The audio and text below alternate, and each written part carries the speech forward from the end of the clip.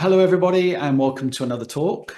Today, I'm going to be speaking with Dr. Bill Caradonna. I'm sure he'll go through all of his qualifications in a minute, and we'll get to hear about his story. But before he does, I just wanted to say why I've asked Dr. Caradonna on today.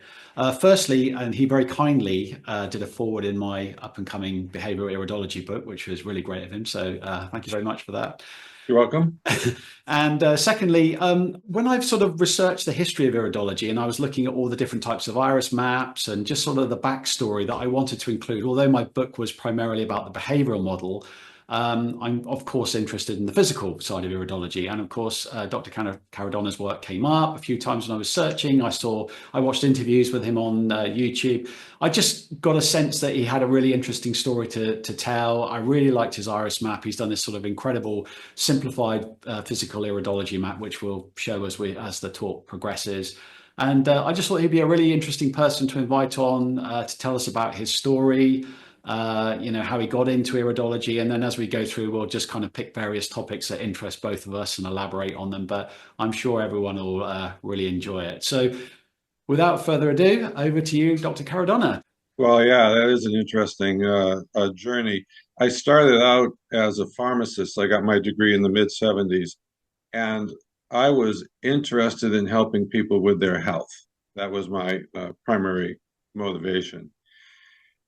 And so while I was in pharmacy school, I was unhealthy. It was very stressful, and I felt terrible. And in my last year as a 5-year program, just starting my last year of pharmacy school, I just ran into somebody off chance who insisted that I try a particular multivitamin and protein powder combination, which I was very doubtful about because in my Western medicine training, all natural medicine was considered quackery.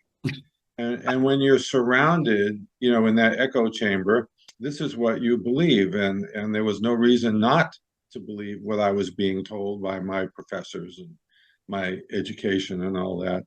And so I was right there with it. In fact, I would call herbal medicine grandma medicine.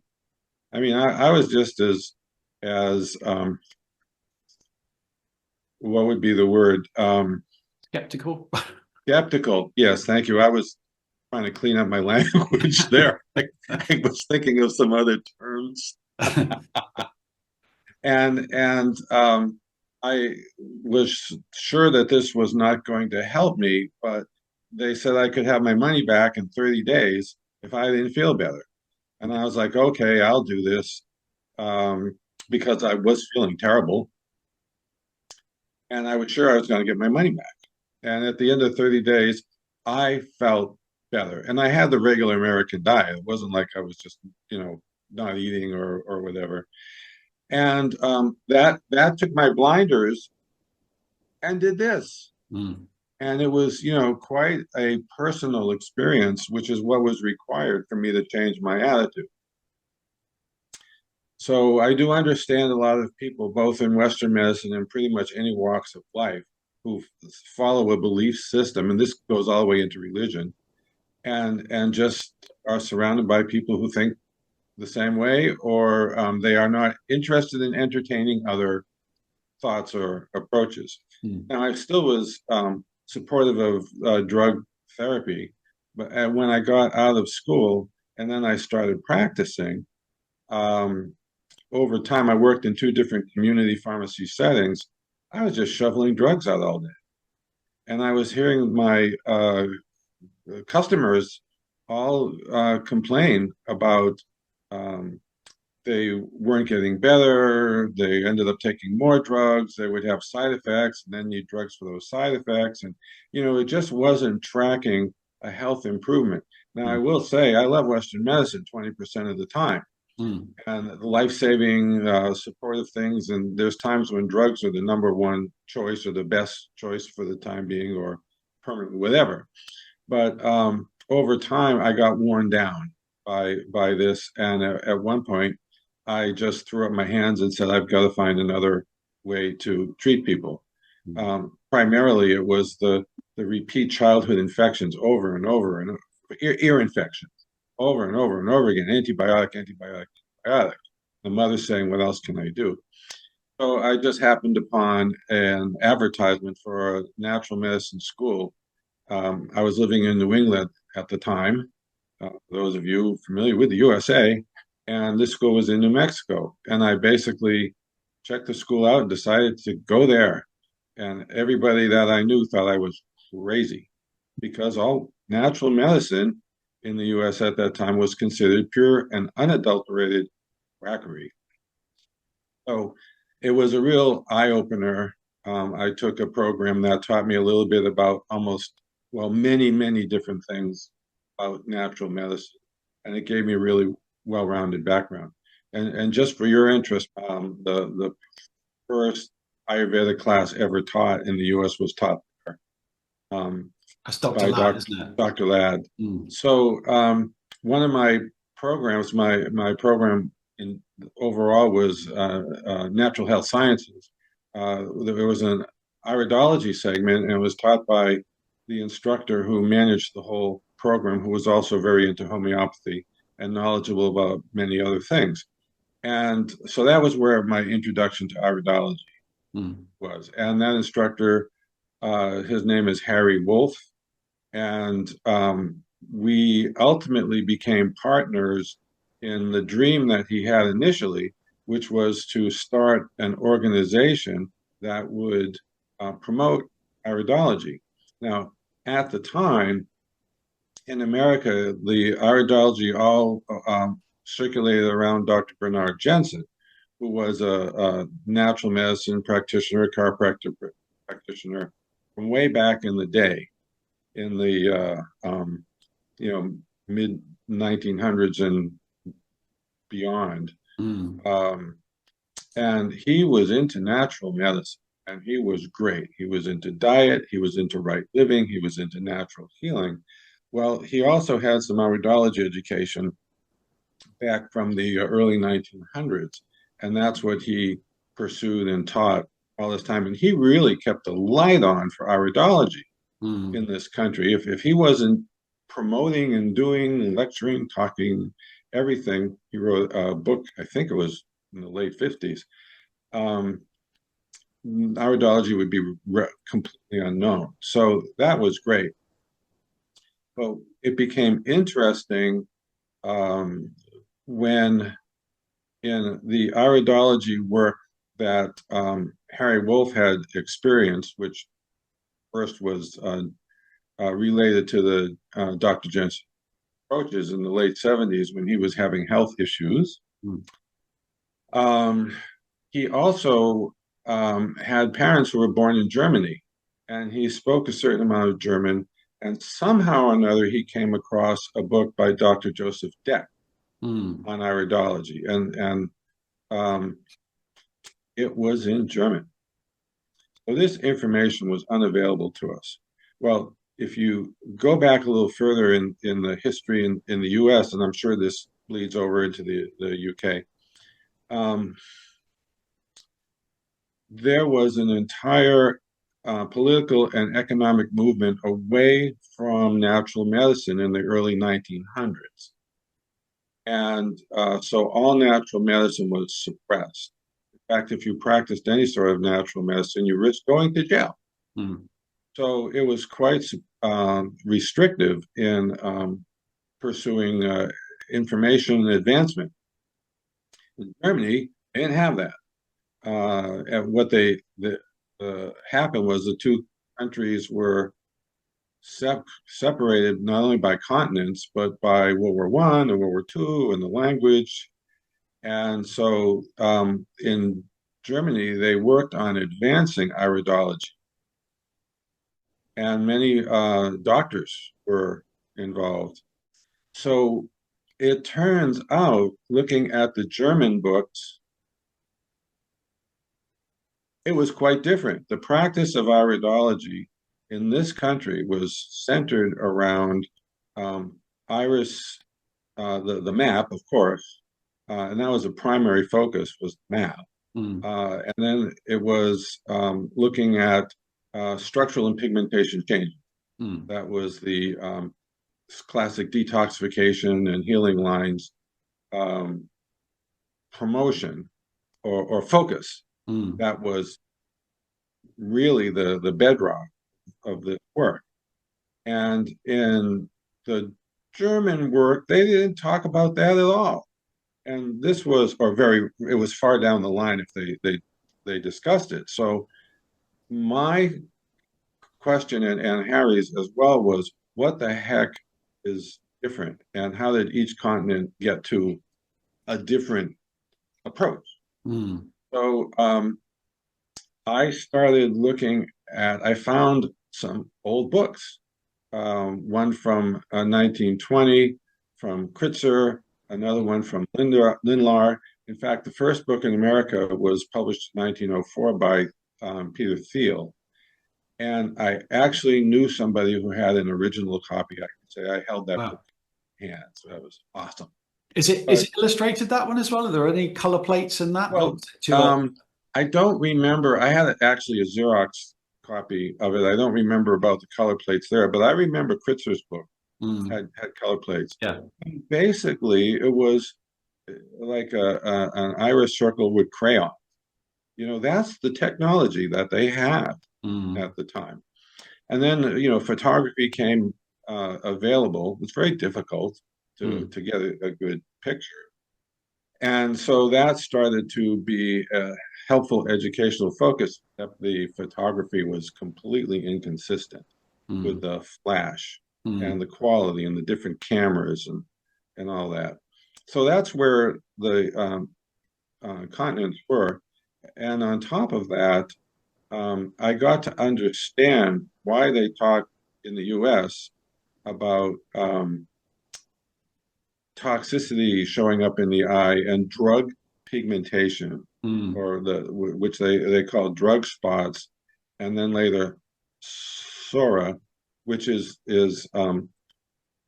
most of these other terms in modern iridology has fallen out of use, and I know you still use the term SORA for a particular reason. I get constantly slapped on the wrist. Yeah, right. Well, yeah, I'm in line with that one too. But and I got to see what they were trying to figure out. I mean, gosh, they had nothing to go on. The original story, I will mention this because it's going to come up sometimes when people read about iridology, was von Pexley in Hungary in the late 1800s having a story about capturing an owl, and the owl's leg was broken, and as it healed, he thought he saw a line in the bottom of the iris form, and that became the idea of healing lines. Well, it's been disproven. It's talked about as folklore. The Germans even say, listen, don't pay any attention. But in America, it was still like bedrock. And if you look at an animal's iris, you'll notice that it doesn't have anterior leaf structure. It's all posterior leaf, you know, fairly smooth structural arrangement. It didn't have all the individual stroma. So that alone discounts the possibility of any sort of potential iris changes because of the lack of that surface stroma. This is my stroma. Interestingly enough, though, there was another person, Liljeqvist from Sweden, that also looked at eyes and began to say, hey, there's something here. And he didn't have an owl. So there were these two different trees that took root, but they didn't have the same origin. But Lindlar got sick after a particular health experience, and his eyes seemed to change color, and that's where the coloration issue became the bedrock of that. So we have both structure and coloration and pigmentation.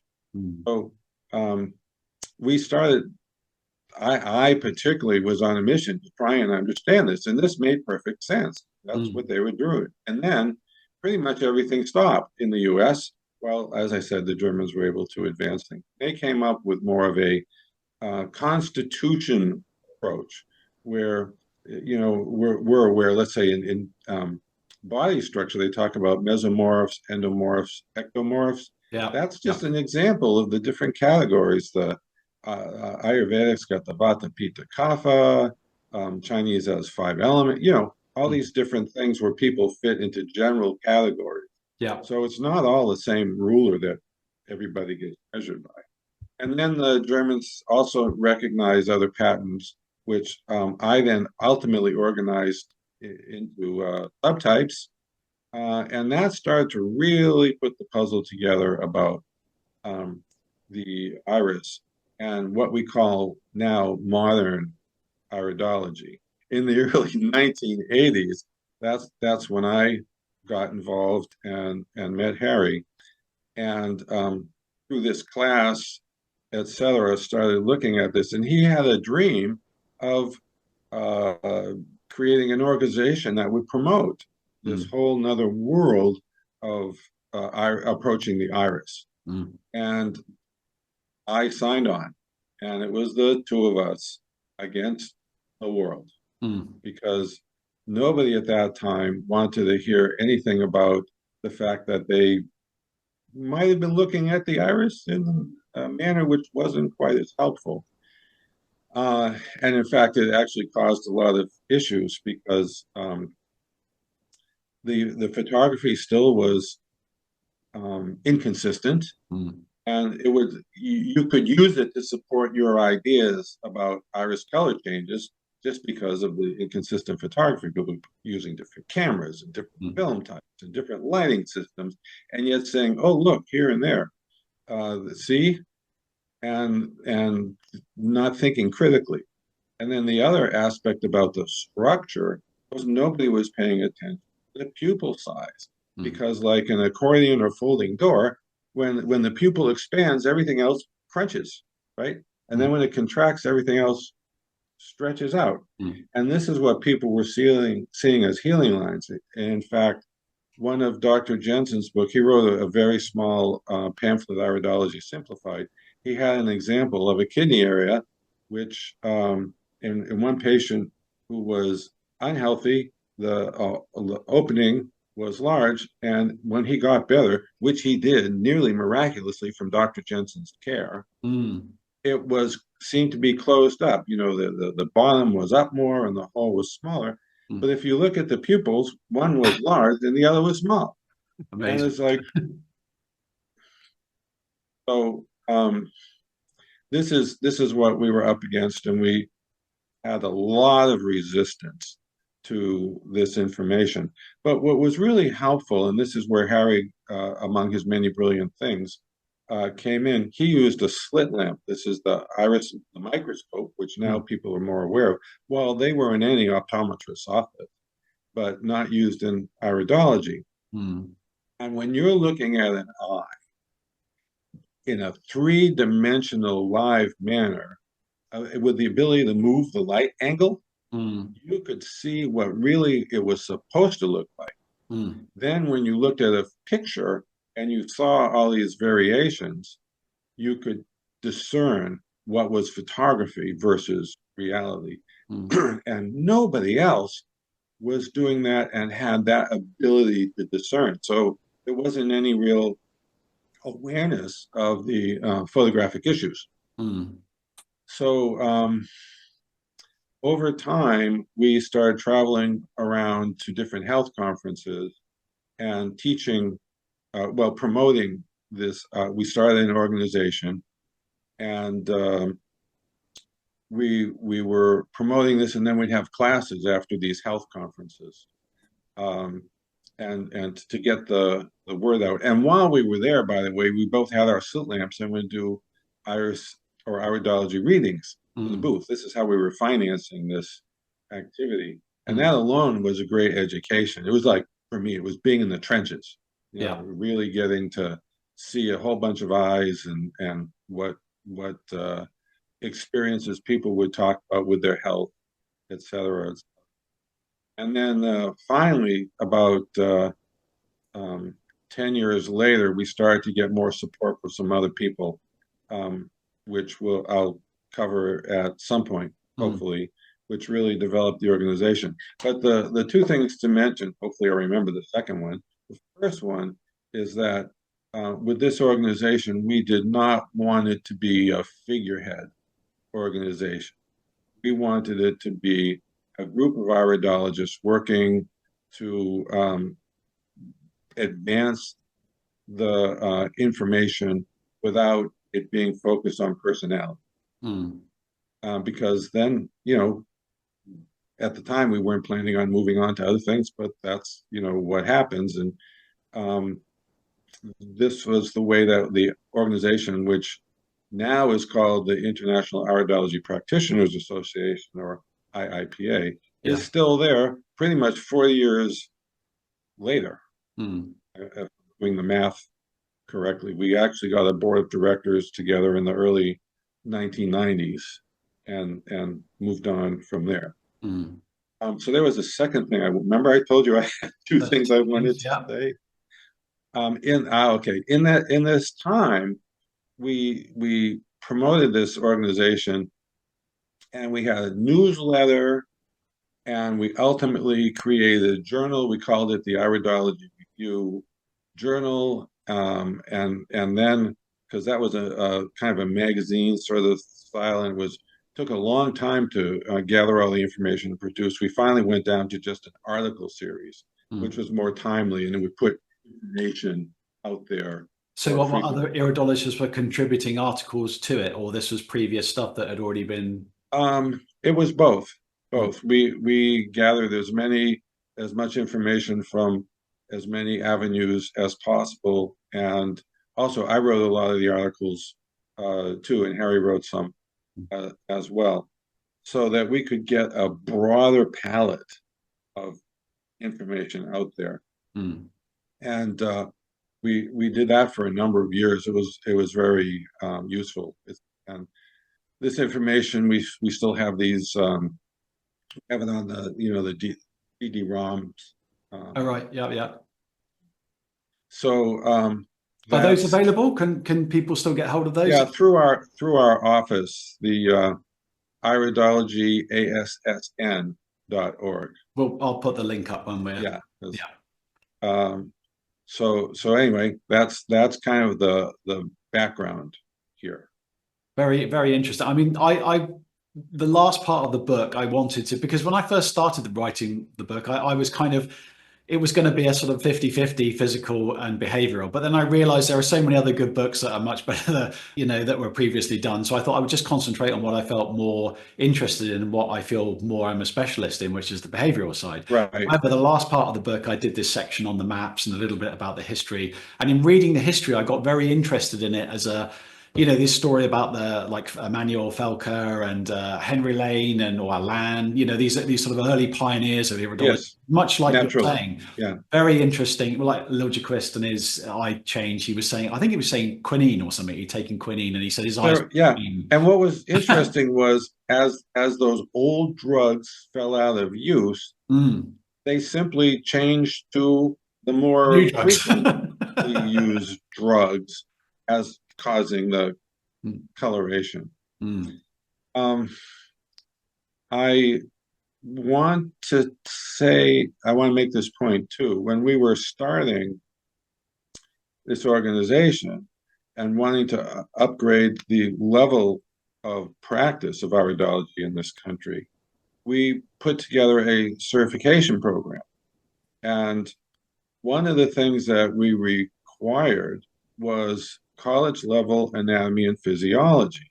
And we got a lot of resistance from this, because most of the people practicing iridology did not have that.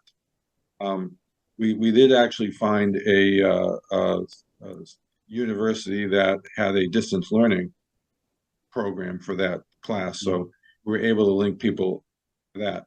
But the fact is, there were so many people who were just simply uneducated about the anatomy of the iris and also the physiology of the body. And we're saying a lot of things that were not only incorrect, but were harmful to a lot of people. I used to field from the office, which was primarily me.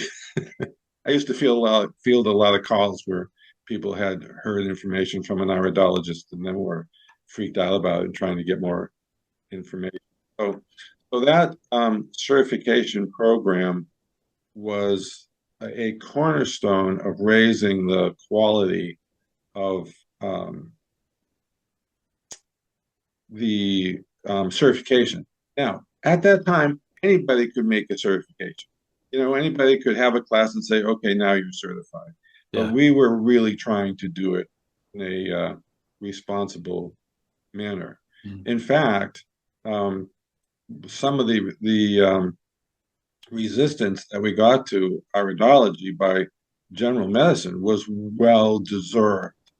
There was a study in the Journal of the American Medical Association in 1978, Mm. where it was a kidney study.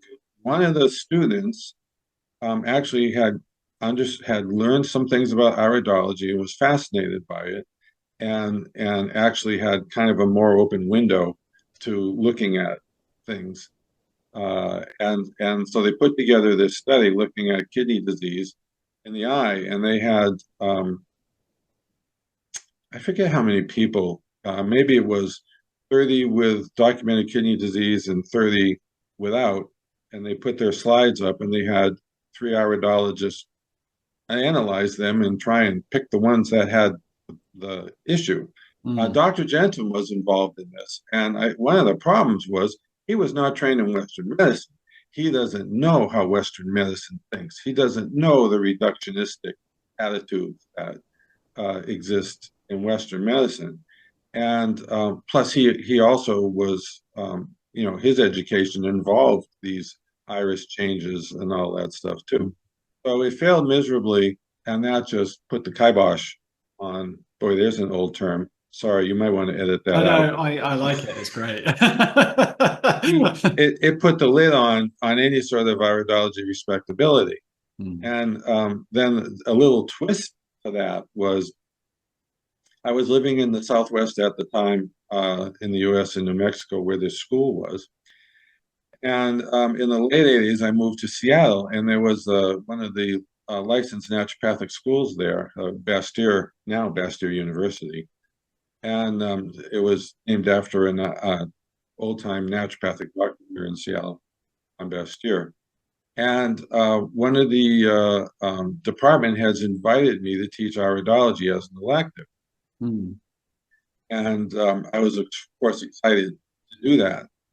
And it turns out just before I was about to teach the class, another research article came out. I think this was the British Medical Journal, and it was in 1988.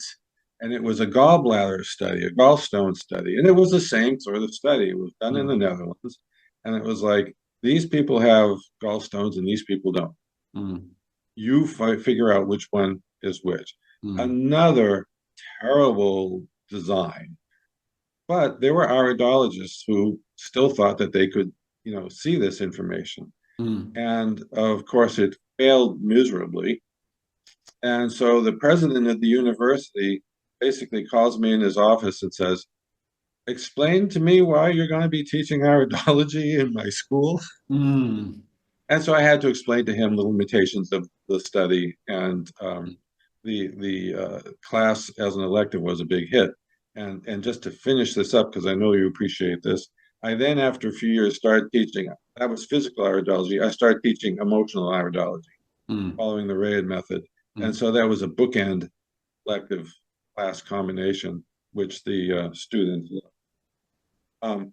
So what you talked about with your interest in the emotional side of Mm. things, behavioral side of things, Mm. we met Denny Johnson in the mid 80s. Okay. And Early days. at at one of these conferences we were going to, and he had this map that he had put together, and he was talking all emotional. And we were like, what's this? The Germans talk to a bit about emotional factors with certain iris signs or conditions or situations. Mm. But man, he really had it expanded to the nth degree. While in my natural medicine studies, I was well aware of the holistic model. So this kind of really made sense. So we Mm. thought we'd test it out. So we did. This was Harry and I, and we started asking questions of patients and probing here and there with the emotional work as well as the Mm, physical. It was a life change. It really was. It allowed us to focus on the holistic approach of emotions affecting the physical mm, instead of just physical. Because back in the day, iridology at the time was just looking at the map. It was all about, you had this transparency with all the map lines, and you would put it up on the wall, and you'd shine the slide on it and line everything up. And then you'd go yeah. around and you'd look at each sign and you'd identify if it was strong or weak or whatever. And then Mm, you would often prescribe an herb for each different location, mm, which was, oh my gosh, overprescribing, among other things. Never mind, not right. mm, That's my opinion. Um, it was not a real ideal way to approach. Now, at the time, I want to say that a lot of people who had these readings still, they got better. Why? Because they were prescribed natural medicine things, and never mind, dietary lifestyle, and they improved. So that kind of reinforced the idea of the colorations and the structural changes. mm, Except we were having people come to us and go, "Oh, I'm so glad I found you. I have detoxed these people forever, and their iris colors are still the same." And they felt they were failures, and mm, that wasn't the case mm, at all. So we were able to switch this from the jigsaw puzzle individual pieces of the iris and put everything in a cohesive approach with the constitutional types and then subtypes and then major structural markings or pigmentation markings and then the map. mm, So the map came about the fourth step along the way. And then you could take all that map information and really evaluate it more effectively. If you had, let's say, a blue eye, we're looking at mucus producing, congestive, the tophi presence for lymphatic congestion potential. This was all potential. mm. Um, and then you had signs in, let's say, the sinus area. Boy, that person you knew was going to have sinus symptoms. You Mm, see where I'm going with definitely. this? Yeah. So Yeah. it really created a much more accurate reading. And by the way, people had to live long enough to live some of these things out too, because where they would talk about the degradation of iris of body health over time based on how big the holes were. Well, what about little kids who hadn't lived long enough to go from, acute to subacute to chronic to degenerative, Mm, and they were just 6 years old? So this again was another way to address the fact that these structures were more of a genetic inheritance mm, rather than a actual progression of health or disease that you can look at the iris. And it mm, changed from here you are now to this is your roadmap, this is your blueprint. And mm, then the iridologist could say, don't go down this road. So, for example, somebody with all that mucus business, you might suggest that they don't do dairy, they don't do maybe other mucus forming foods, because that would aggravate the heck out of mm. their potential. That doesn't mean that they had lived this out or they were going to live this. And unfortunately, there are still people, instructors, and groups of people, just look at the internet, who still follow this sort of approach of everything that I've described. It's The sort of unfortunate. it's like the dashboard analogy, isn't it? Like the eyes are almost seen as some sort of like a dashboard in a car, and they're showing you like a warning light, and it's all current rather than being something that's just part of your constitutional makeup. And you read as something from the past, but going forward, they're reading it as something. Oh, it's orange there, so it must be immediate, or if it's gone black, Right, right. yeah, Wouldn't that be great if that was that'd be true? amazing. I would love it. We would get all this challenge from what we were saying, and I'm like, boy, I would love it if it was the case, because that would be so informative. But Mm, in this case, and as I know you understand, you can turn it into a completely different experience from, okay, what's wrong with me? Tell me how sick I am, to, mm, hey, this is you. This is how you're put together. And it explains a lot about how you react to the world on a physical and emotional level, mm, and even focusing on the root causes being emotional potential that bring things to your awareness, mm, and then you can do something mm, about this, and you have choices in the matter, which mm. is why I still love doing an iris analysis now. Mm. Yeah, I was. I mean, I teach at I wouldn't say it's local to me, but it's sort of. They asked me to go. Having been a student there. They've invited me back to do. I do practicals and stuff, and it's an Ayurvedic college. And as part of the college work, the lecturer, the main lecturer there, just said, "Oh, you do a bit of iridology. Would you introduce that as an alternative or another diagnostic technique, just for people to see what's involved?" And students are genuinely interested and they love it because of the accessibility. They like the methodology behind it. It's kind of, it's something they can do quickly. And we just go through basic types and I talk about Mm-hmm. different sort of emotional constitutions. But I really try and steer away from the map, is always the last thing that I bring up because Right. people really get hung up on seeing some. I mean, a friend of mine once said to me, I was talking about iridology. He said, "Oh, I had an iridology reading once, and the guy told me my kidneys were shot." And I said, Yeah. Right. and he was genuinely worried. He said, when he told me, Uh-huh. I went straight to the doctor, thinking I was something wrong with my kidneys. But I said, it's interesting that we'll take that as a prime example. That sort of lower inner medial area is quite common to have structure in that area. So it doesn't mean everybody on the planet's got shot kidneys. There are things that you see repetitive signs, and it doesn't always mean that. And I was going to come back to what we were saying about the Von Pexley thing. Didn't he actually come up with something where he said he was looking at cadavers, wasn't he? And he was saying this person died of this, and yet it's quite clear in their eye they have structure in this area. So I would have thought they would have died of that, but they never suffered from it. So he kind of came up with this idea. You can see inherent weaknesses there, which goes back to the constitutional model, but they Right. may never be activated. The person may never actually run up against that, but it is a natural Based, weakness. yeah. By the way, we like to use the word not diagnosis, but assessment. That Okay, gets you assessment. out of the Absolutely. Yeah, yeah. physical. Sorry, slip of the tongue. So we came up with an equation. We called it the health equation, which involved your iris sign, your the iris information, plus your environment.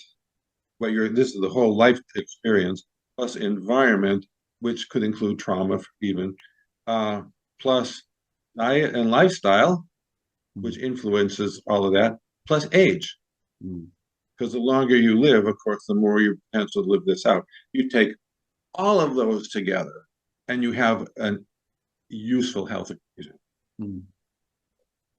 I was going to ask you, so there's two main things I'd like to sort of touch on. One of them, the first thing is since I've done the book and since I've been interested in this, the main thing that gets leveled at me on social media, if I post anything, everybody always comes back and says, I've been doing this. I got interested in it. I'm now into fasting. I'm now into juicing, and my once brown eyes are now blue. And I say, okay, that's great. Send me pictures. And then two things happen. First of all, I either get an old Polaroid shot in the 1970s where you can't actually see the color. Yes, Then something taken on a mobile phone 2 weeks ago that looks a little bit like a sort of a bluey green color. And they said the first one was brown and now it's bluey right. green. I sort of tried to explain about the differences in photography, and we've already touched on this, but Yes. people are absolutely adamant still that, yes, I definitely fasted. I always say the same thing. I said, look, I'm not going to write off what you're saying. I just need to see some sort of photographic evidence for it. I've been looking at eyes for 20 plus years. Mm-hmm. I've only seen them added to. I've never seen anything disappear, vanish, whether it's like vascularizations or parts of fibers changing or getting Mm-hmm. straighter or getting more wiggly. The only thing that's obvious is the lipemic, the white ring that forms, Yeah. so-called cholesterol ring. Yeah. And also the sclera gets more yellow and you can see pigment spots appear over Mm. time, not necessarily in every eye. Sometimes you get dark pigments in a blue eye. Sometimes you get reddish pigments and hmm green, which seems to be more common. But how do you kind of see, or have you ever seen anything photographically or otherwise where somebody said to you, I had a psoric spot there and now it's gone? hmm hmm We this was part of our testing out of information because we were open to it. I used to say, if I am proven wrong, I will change my tune. And we were constantly asking for before and after photography information or examples, which I collected a lot of Mm. over the years. And nope, we just never found. Now, I do want to say something about the transitory eye, but in general, no structural change. Um, some pigmentation type changes in the fact that, like our faces age, Mm. um, our irises, you know, the connective tissue in our bodies change, and that changes a little bit too. And of course, you said the corneal arcus, you know, develops over time.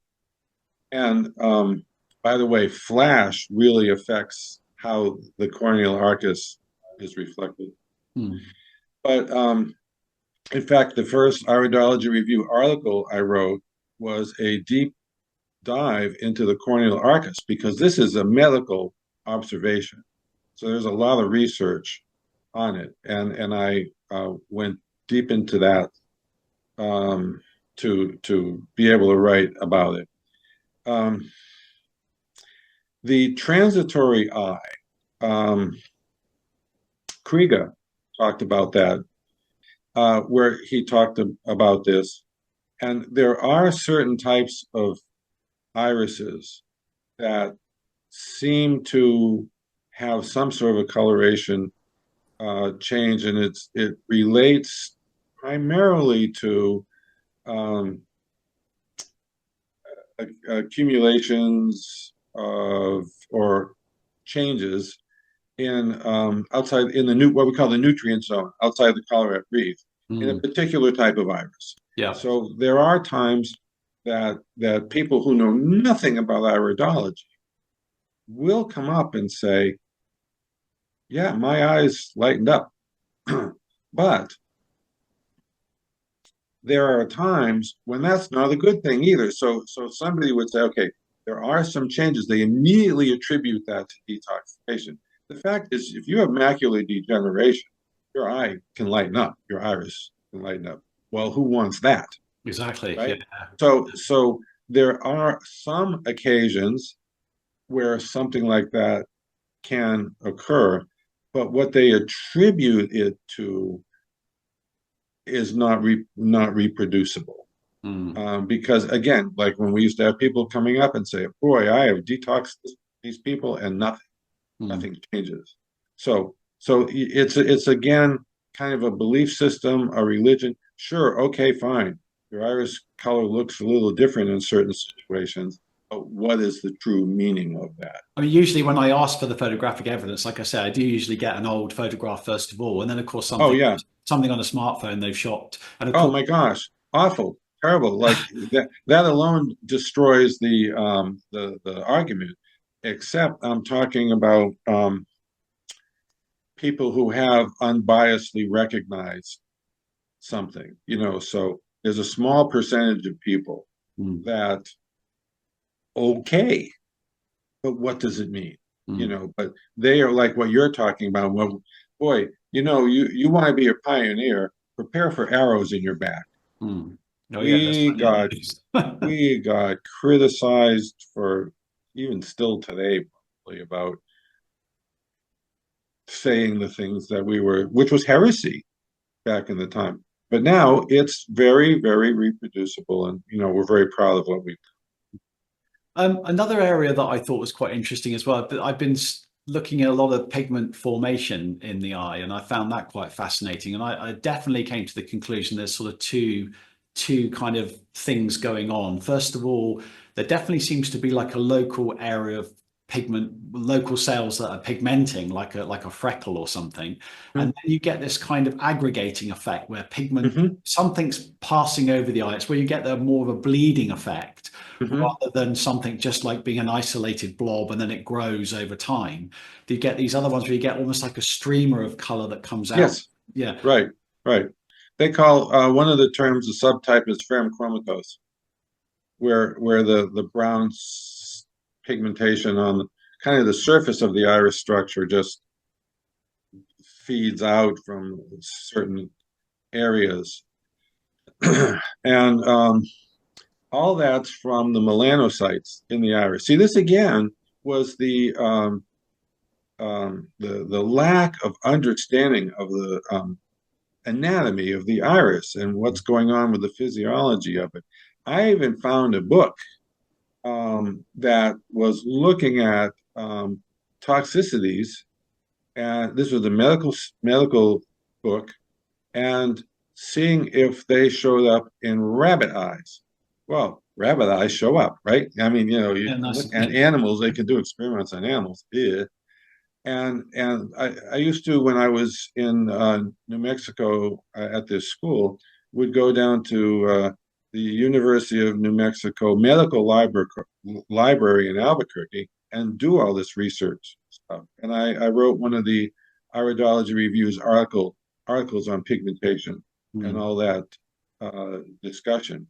And they couldn't correlate, by the way, you know, what they were looking for. So just one piece of the puzzle. Mm. Oh, and with the map, the only other thing I can think of that I want to point out with mapping is the map that Harry first put together, and then I refined. I refer to as first the simplified map of iridology, and I got feedback from our instructors which said people don't want simplified. And I said, oh, okay, essential. So my map has is the essential, what you need. And it takes away all what I call the fluff, whether irrelevant Yeah. or sure, it might be relevant, but you have all these other things that are more relevant, and you deal with that, then those things become irrelevant.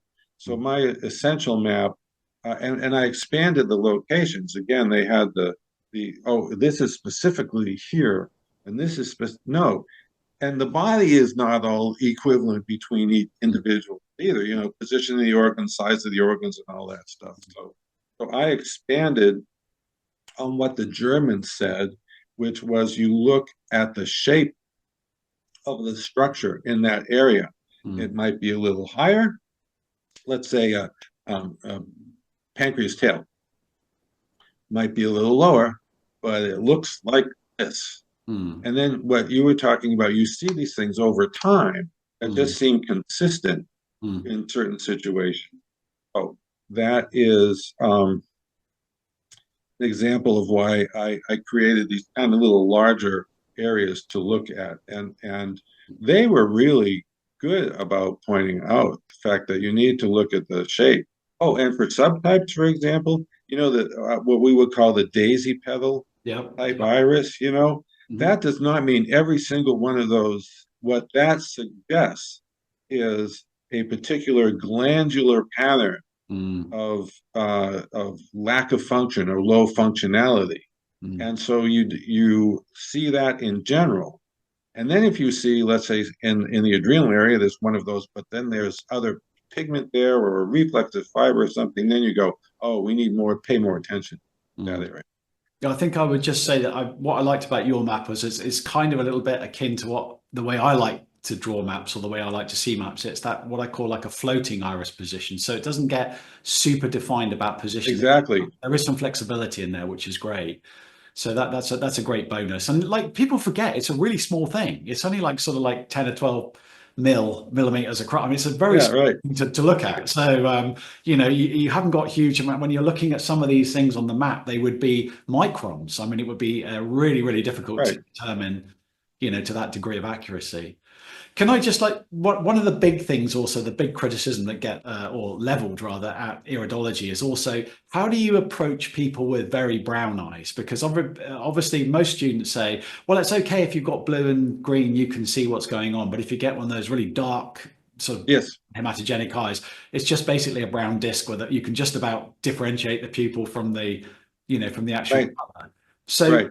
how do you, somebody walks into your office, hematogenic, but let's say, Yes. how would you approach it? What are you, what's going to be your, it's going to be largely based on constitution, right? A lot of constitution. I will say though, this is where the slit lamp comes in handy because I told you can move the light angle, Mm, and so you can get it to go more across the surface of the eye, and then you can see more variations mm, of in general. Because I would have pictures of this. If you have a lacuna or a structural opening in the brown eye, it'll show up. It's not like that is filled in with pigment. So I had a whole collection of brown eyes with openings, and you could see where the depth of the opening stopped, and then the bottom of it, you would see the brown pigment. So it's not like the brown pigment filled in everything. mm, And it is definitely harder, especially with reflections, with photography, etc. But if you don't see any variation there, then it's not an issue to talk about. And it suggests a structural density underneath it, which mm, then you can interpret appropriately in terms of resiliency. mm, Um, and let's say Denny Johnson in the Rayet method would talks about stream types. The fibers that are all close together. Well, mm. if you don't see any openings, you got a stream person. Yeah. Now, the other aspect is pigments. You Mm, see less pigments in the brown eye. Of course, we've talked about melanocytes, and in fact, Deck actually broke down some of the why it's an orange pigment, mm, or some other, yellowish and all that. They actually did their homework about that. But you occasionally can see darker brown pigments in a brown eye. mm, And then you can also still get a good look at the iris colorette mm. and the intestinal and stomach structure in a brown eye. And scleral work, do you kind of go beyond the iris? Are you incorporating any of that into your work or not? I haven't because, and I'm not denying that it's not there, but the the years of research that have gone into iris structure, the sclera does not have that background. Mm, Um,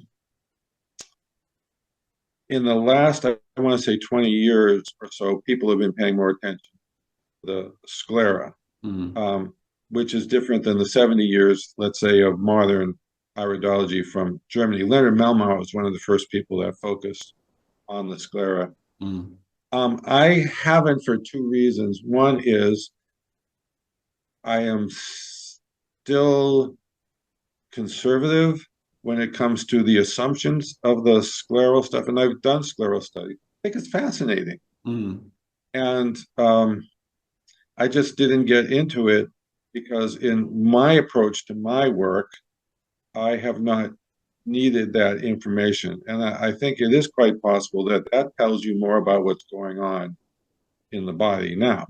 mm, I just haven't found in my approach the need to go there because a lot of times, and as a licensed physician, I can order labs, I can do all sorts of other things.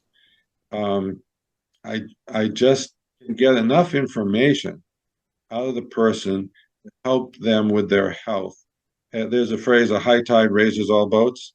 mm, And if you deal with the general big picture of what's going on in the iris and their diet and lifestyle and their emotional factors and their age, you've got plenty to work with. mm. And then if you apply these therapies, or even improve the emotional factors, people are going to get better. Mm, They're going to get healthier. mm. Yeah, just coming back to that kind of constitutional color, it reminded me when I was reading one of the older Ayurvedic texts. It's a possibly 1500, 2000 years old. I don't know. Nobody knows the exact dating, but it's Yeah. quite old. And there's a section in there where they're talking about how a physician would understand dosha, and it speaks about the eye, and it says, it even relates to like very dark brown is kind of more like the vata, the lighter the brown, the more kind of kapha it is, and if it's got a greeny tinge, it's more Uh-huh. pitta. So they were already assigned those sort of uh, Right. personality qualities, like pitta are quite intense and quite angry and quite, so that sort of green eye, you can see there's like a very sort of rudimentary it goes beyond just dosha. There's like it's a little bit of behavioral in there to some extent, but of course that guy who wrote that book lived in a world where there was only populated by brown-eyed people. Right. I'll tell you a funny story. Um, the This in part ties in with what you're saying first, which is in 1986, Harry and I put together what we call the first annual iridology symposium in the U.S. Little did we know it would take 20 years to produce the next one from the IIPA organization. But we had Dr. Ladd a lecture. We have it on video Oh, cool. on the topic. And by the way, he even talked about dropping ghee Yeah. into I've done the that. eye. Yeah, it's quite amazing. And but we also had Denny Johnson there. Again, Denny was new to the world of iridology, and this was our way of giving him an opportunity to promote this. Well, we also had Dr. Jensen there, and we actually gave him an award of appreciation for his work. Mm. And we had to hide the fact that Denny Johnson was going to be there talking emotional iridology from him until he couldn't back out because he just didn't like it. Wow. So, I mean, again, from his point of view, I maybe can understand that, but I never really quite understood why he was so against that. Of course, I understand what he was trying to do with the system, but here's a guy who traveled all over the world. He was quite sort of esoteric in his own way, and he visited lots of different cultures. He must have experienced all different, practices around the world. I'm surprised he wasn't a little bit more open to it because unless, like you say, he was trying to make it very medical, and of course he didn't want to bring in anything that might people might say, oh, that's kind of more esoteric. He moved. that's my feeling. He's not here to answer the question. I actually did an interview in one of our iridology journal magazines, iridology review journals, after his trip to Tibet, Mm, which was a spiritual experience mm. for him. Um, in fact, we had a picture on the cover with him wearing one of those Tibetan hats. Oh, wow. So I can fill in the blanks, maybe, but I don't want to make any No, no, no. total observations. Um, so, it's just that's the way it was, Mm. and we just move on.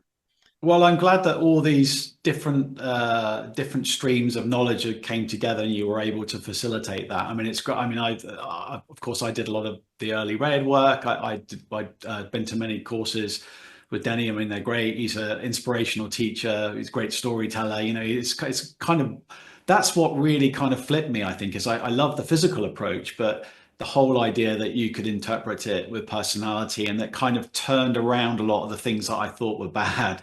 I was always taught initially because I read all the early books, and I was thinking, oh, if you got lacuna there and saw it's like really bad and it's potential for some kind of medical problem. And then here, Yeah, so Danny was saying, well, he said, but that's actually that help you. That same trait actually is a survival mechanism that's been passed on, perhaps, and has enabled your lineage to survive. There's always good in the bad or bad in the good. It's never one sided. So that was a great revelation for me.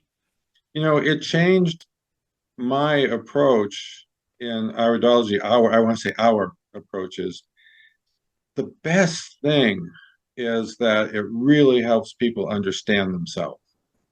And that's one of the most valuable things you can do with anybody when you sit down in front of them. Mm, And there's no good and bad. It's like, here, and this is what was laid out in Denny's work. It's like, here's the negative, or what we would call the negative or challenging issues, Mm. and here's the positive issues. But those factors can create positive things as well as challenges. It's like, this is who you are. You choose which side of the coin you want to be on, or the fence you want to be on. And I spend more time talking about their emotional status as how it affects their physical than their physical status when I'm doing an iris analysis to start with. And then you can tie it all in. It's the perfect holistic model. It Mm. really is. After 10 years of nearly 100% focus on getting the organization going, and then another 10 years of supporting it. And I was teaching iridology all this time. Finally, overall retired from that direct involvement. And then I spent another 10 years working in the background, supporting the organization. I actually got into becoming a naturopathic doctor because I really wanted to do research. I had this whole idea for a longevity plan, a study that would avoid all the pitfalls of the previous iris studies. And to get a seat at the table, you needed a doctorate degree. And then after I went through 5 years of the naturopathic medical school program, I realized, oh, I needed to make money to pay for my schooling, among other things. And so I began to obviously focus on my naturopathic practice, and that's where it's led me now. So I have pretty much retired personally, except I do an occasional iris analysis if somebody tracks me down and wants one. I have my slit lamp in my office. Mhm. Um, but I'm all involved in my naturopathic practice. The organization has teachers and does certification programs, and so that's where the resource would be, and that's that website that I mentioned to you. Mm. Okay, so we'll put that up, and then people are interested in contacting you. We'll put some contact details up so people can approach you if they're interested in that. And Yeah, I don't want to hear from anybody. I want everybody to go to the association. well, we'll put it all up. I think it's just nice to just let people know that you're out there and like That sounded funny, didn't it? Don't contact me. I'm too busy.